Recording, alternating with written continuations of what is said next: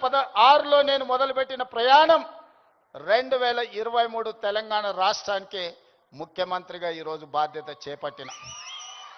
అదే నల్లమల అడవి నుంచి వచ్చిన వాడు విజయ్ దేవరకొండ. మా పక్క ఊరు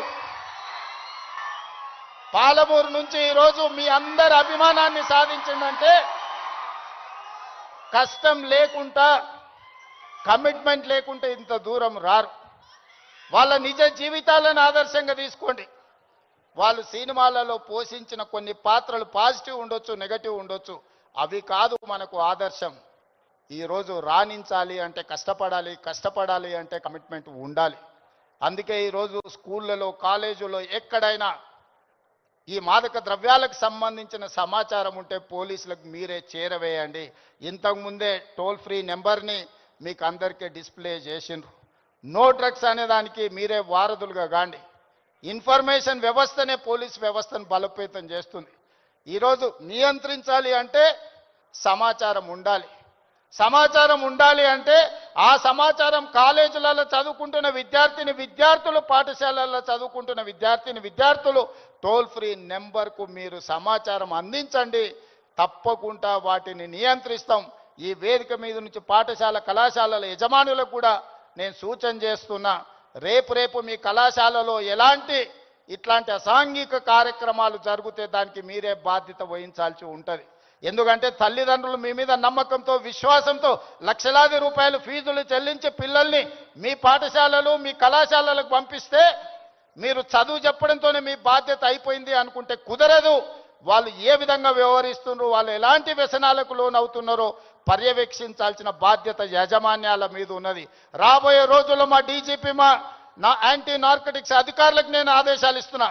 ఏ కళాశాల, ఏ స్కూలు ప్రాంగణంలో ఎక్కడైనా గంజాయి, డ్రగ్స్ ఆనవాళ్లు దొరికితే యాజమాన్యాలను కూడా కేసుల్లో పెట్టండి. వాళ్ళ బాధ్యత.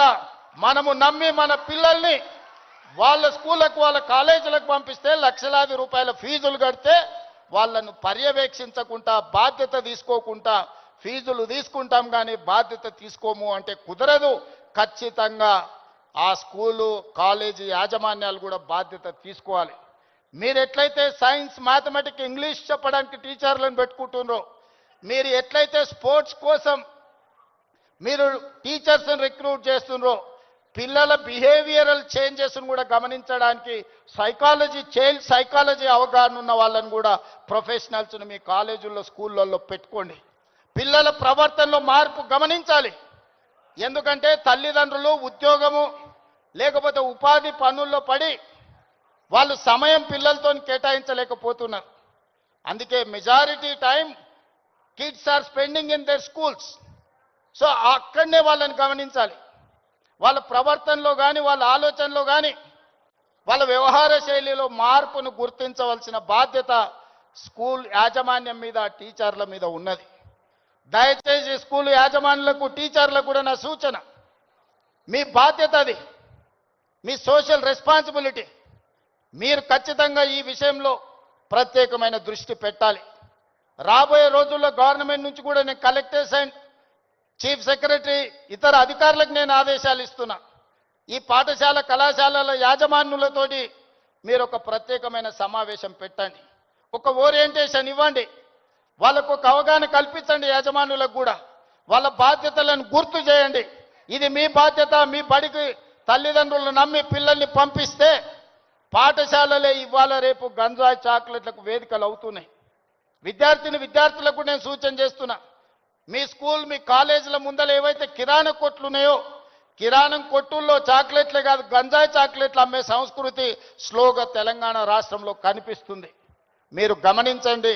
అట్లాంటి వాతావరణం ఉంటే పోలీసులకు సమాచారాన్ని అందించండి. మనందరం అప్రమత్తంగా ఉన్నప్పుడే, మనందరం పోలీసింగ్ చేసినప్పుడే వీటిని నియంత్రించగలం. మనందరం మాకేం సంబంధం లేదు, తెలంగాణ రాష్ట్ర ముఖ్యమంత్రి గారి బాధ్యత లేకపోతే పోలీస్ డిపార్ట్మెంట్ బాధ్యత అని వదిలేస్తే ఈ సమాజానికి తీరని నష్టం జరుగుతుంది. ఒకనాడు ఉద్యమాల గడ్డైన తెలంగాణ ఈరోజు గంజాయికి వేదిక కాకూడదనేదే నా ఆలోచన, నా విధానం. అందుకే మిత్రులారా, ఈ తెలంగాణని బలోపేతం చేసి అభివృద్ధి పదం వైపు నడిపించాలి అంటే మీరందరూ సహకరించాలి. మీరు, మేము, మనం కలిస్తేనే ఒక ఆరోగ్య